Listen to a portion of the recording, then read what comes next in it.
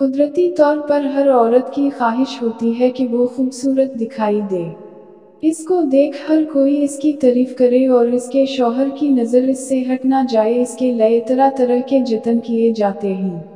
मुख्तलिफ क्रीमें इस्तेमाल की जाती है जिनके इस्तेमाल से वक्ती तौर पर तो चेहरे की खूबसूरती बढ़ जाती है, लेकिन मुस्तक़बिल में इसके मुज़र असरात वाज़े तौर पर भी दिखाई देने लगते हैं।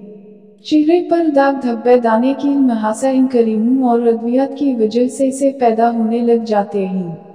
कुछ ख़वातीन फौरी हुस्न को निखारने के लिए ब्यूटी पार्लर का रुख करती हैं, जो वक्ती तौर पर तो एक अच्छा नुस्खा है और एक अच्छी तरतीब है कि जिसकी वजह से ख़वातीन के हुस्न में इजाफा वक्त पर हो जाता है।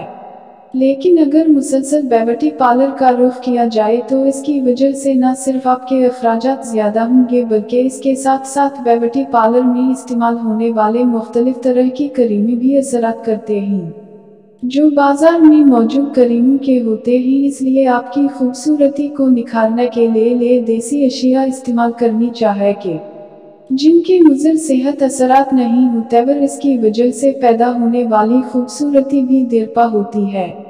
दूध की मिसाल लीजिए। माहिरीन के मुताबिक दूध पीना इंसान के जिस्म के लिए फ़ायदेमंद है, ऐसे ही इसके लगाने के असरात से भी कोई इनकार नहीं कर सकता।